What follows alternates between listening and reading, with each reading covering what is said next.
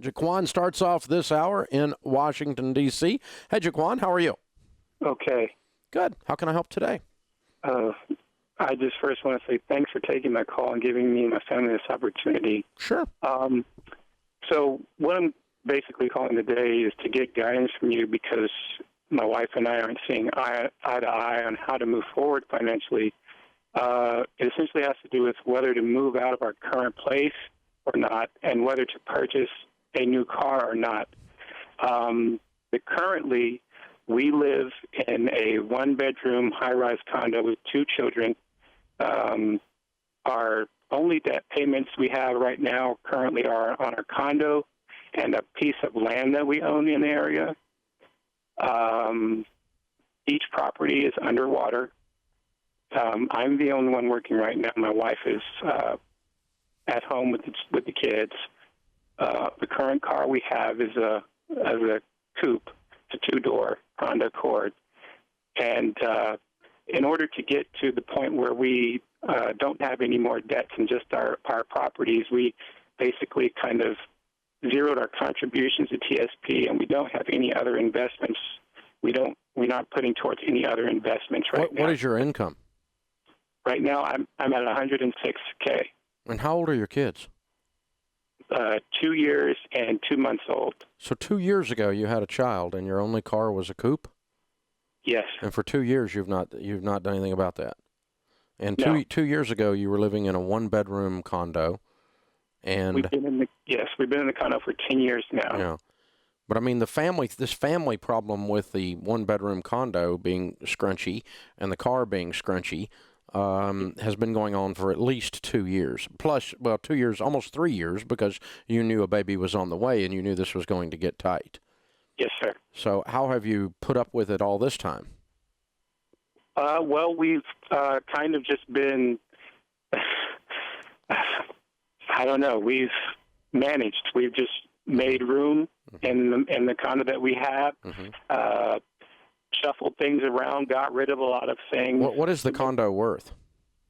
Right now, it's worth about $265, I would say. And what do you owe on it? We owe $285. Oh, so you're pretty close. Okay. Yes. And is the underwater due to just the shift in the economy, or was it due to something particular to that condo project or area? I think generally this area that we live in has been holding its value well, and I think it's generally just because of the economy. Okay, so it's recovering then pretty quickly. You're starting to see it probably dropped further than this, and you've already recovered a lot of your value, right? Yes. So how long do you think before it's right side up? It's hard to tell. Maybe 5 years. Oh, no. No way. I mean, it's come back a whole lot in the last 18 months. Well, I guess that's why I yield to you. That was my guess. I would say to give our full value back, because originally... No, not full value. I said the right side up. You owe $285. Yeah. You're only $20,000 off. Yeah. I mean, a year from now, it very likely would be up. Yeah, that's true. Okay, so here's what I would do. What's your car worth? Maybe $2,000. Okay. If you wanted to trade $2,000 car for a $2,000 car, or if you could scratch up a little bit of cash and do a $3,000 car, that's a four-door or a little cheap minivan to get around in and haul a couple of kids easier than a coupe, that's fine with me. I'm not going to tell you to go into debt to buy a car because you got kids. These kids weren't a shock. It's not something you didn't see coming. You knew they were here for 2 years, 3 years almost. You've been messing around with this, so you could tell it was there. Now, but if you want to trade cars around a little bit and just make life a little bit more comfortable, that's fine.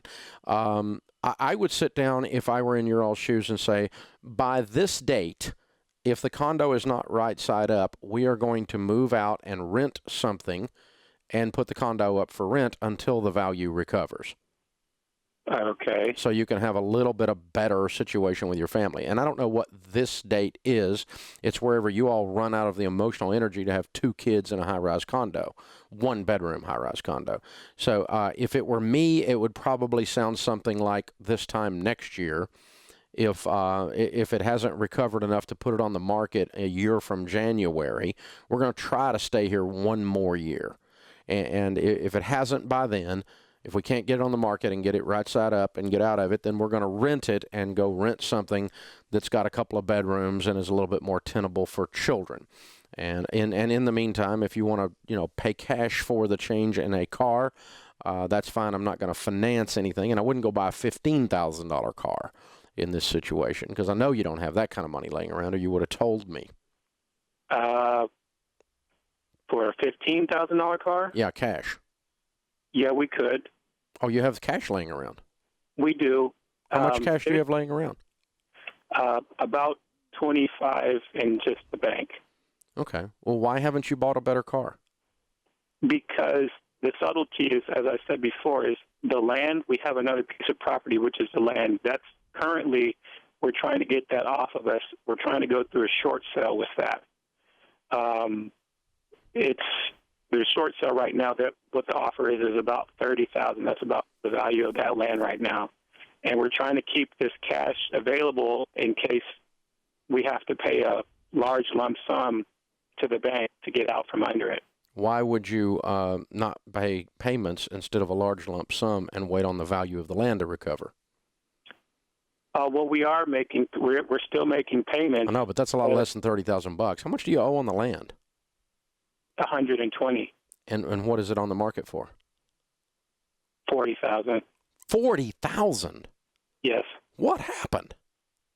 It's the area that the land is in, and I suppose the banks aren't offering loans anymore for land, so people are having to come full out either with cash or a significant amount of cash to be able to put down on a piece of land. So on that supposition, what your theory is that all land in America has dropped 80% in value, and that's absolutely ludicrous. No, I wasn't saying that at all. Well, I mean, because Tennessee is no different than Washington, D.C. Dallas is no different than Washington, D.C. The loans are still exactly the same. The loans for dry land, for raw land, have dried up somewhat. It's very difficult to get a loan. I agree with you on that. But that's not what caused this value to drop this far. Well, then that's the only thing that I thought of. And so there's something structurally wrong with that particular neighborhood if that's all that land's actually worth. If I'm in your shoes, I'm going to go buy about a $5,000 car that will carry my kids around and pay cash for the difference in that and the car you're driving. And I'm going to wait 1 year to put my condo on the market or put it up for rent, one of the two, and try to make it one more year before we do that, and continue to try to work your way out of this land. Those are the 3 steps I would do in your situation. Thanks for the call.